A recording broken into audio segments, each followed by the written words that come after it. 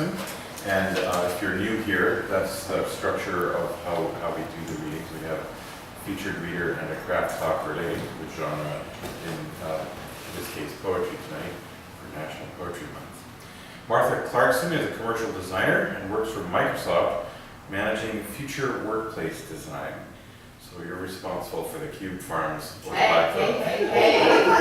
You're responsible for trouble. Actually, I'm very lucky to be not in a cube farm. I'm grateful.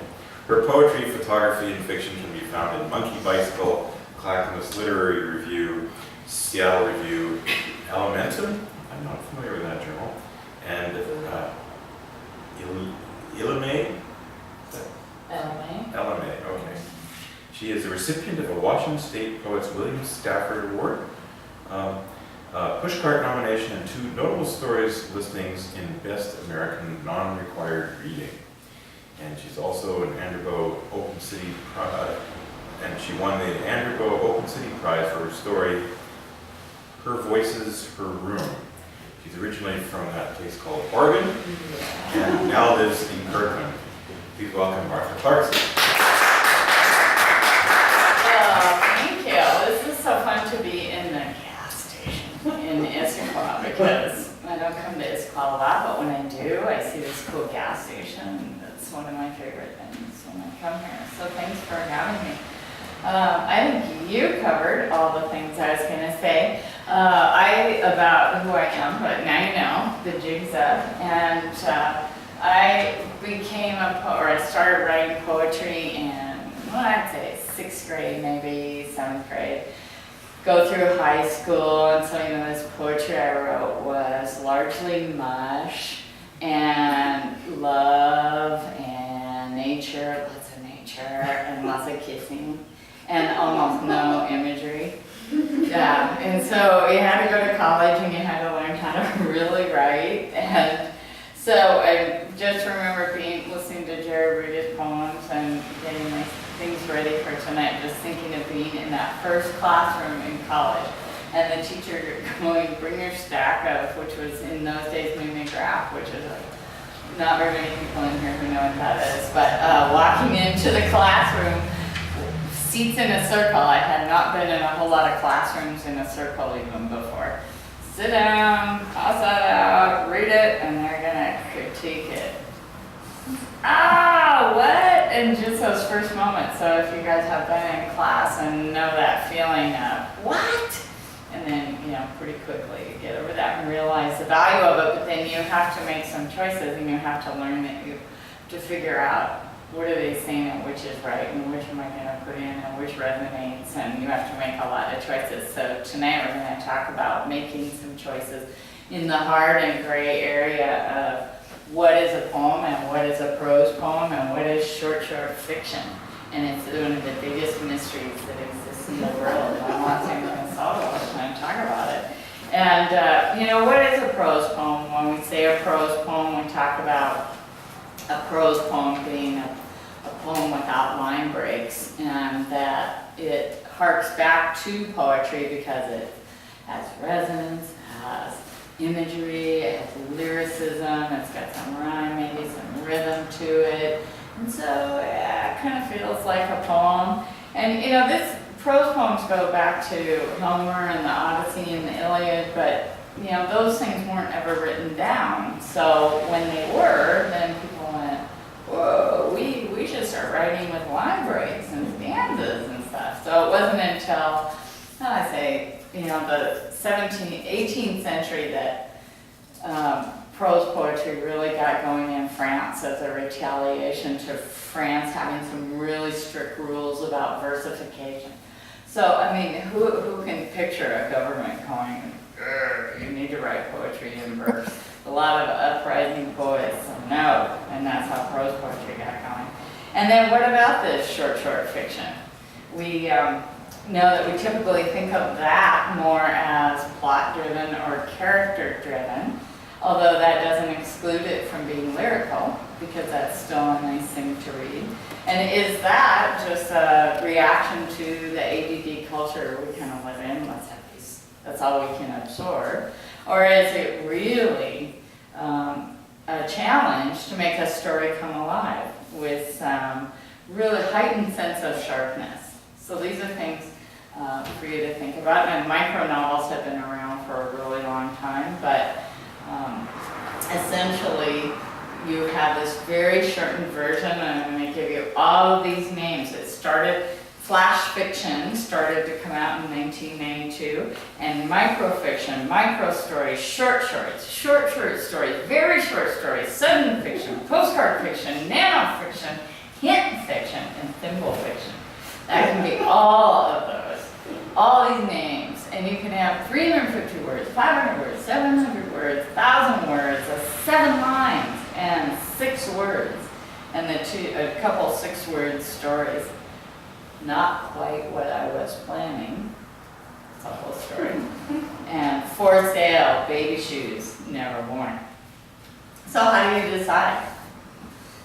So I'm going to read a poem in a traditional line break, and then we'll talk about this. Between baseball scores and last night's storm, talking to my father.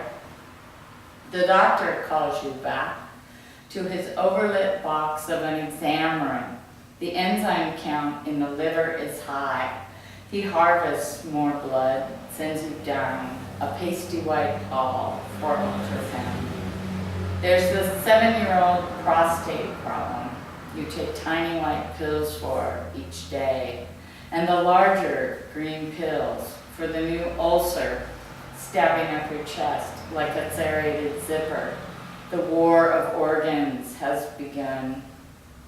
From your coat sleeve, you pull scarves of cheer through the phone line, but it's the stall, the chill of waiting that will bring you me-words, praying to a helpless, overlit God. So in the case of that poem, I wanted the slowness of those line breaks because I wanted to emphasize what I think of as the panic of waiting for news, medical news. Now, bad medical news is awful anyway, but waiting for that news and not knowing, it's just astonishing to me sometimes how long people have to wait. And so I wanted the pauses that the line breaks brought in more traditional verse setup. Now, this other prose poem I'm going to read is called Natural Order. Raccoons live under our deck now that the fat neighbor is leaving cat food out on his back porch. The fat neighbor comes over to discuss raccoon elimination since they've been in his yard too. He dances around the options as well as a fat and old man can dance, kind and legal options like a trap service so they can be released in the wild.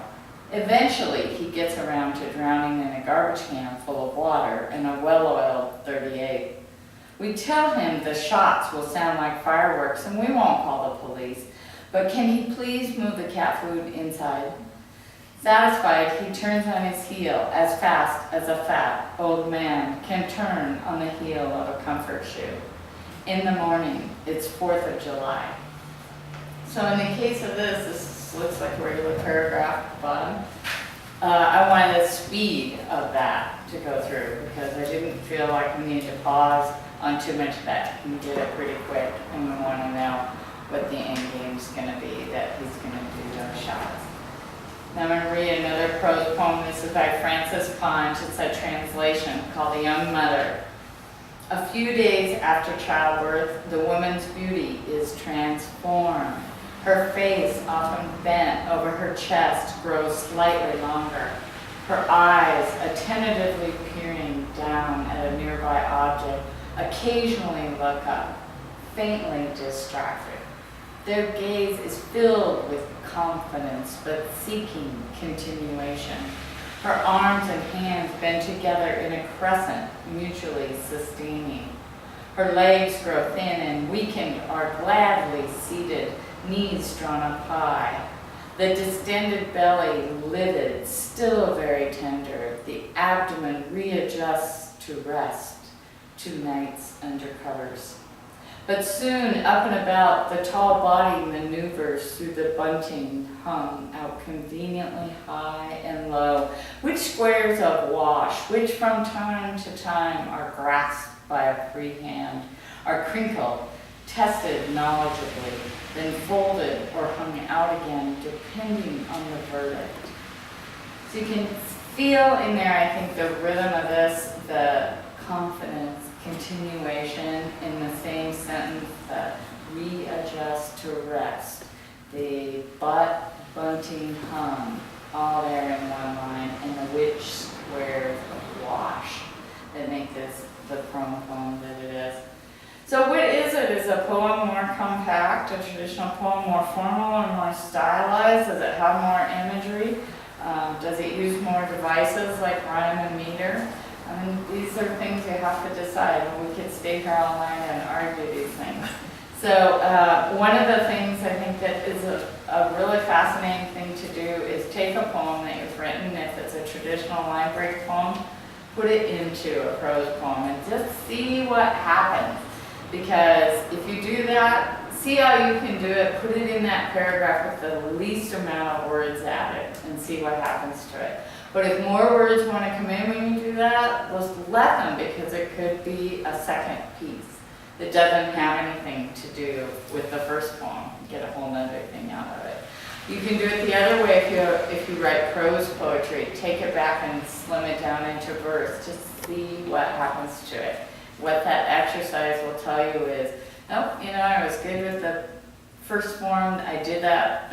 I see why I did it that way. Or you may be going, wow, this works so much better like this. And then you may just get up another piece.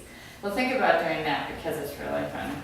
Not Sherlock Holmes, we're not going to solve this mystery here tonight, but we don't need to, because all these forms have a place in this world, even with their subjective nuances, whether someone wants to classify one thing one way or one another. And I'm going to finish up with this poem by Russell Edson, because he's a big prose poem writer, and because the title is The Prose Poem as a Beautiful Animal.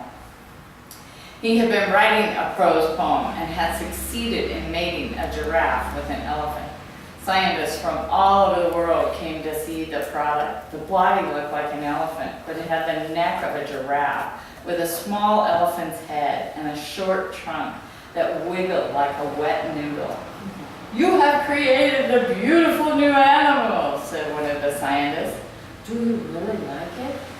"Like it," cried the scientist. "I adore it, and I would love to have sex with that I might create another beautiful animal." So I say go create a beautiful animal.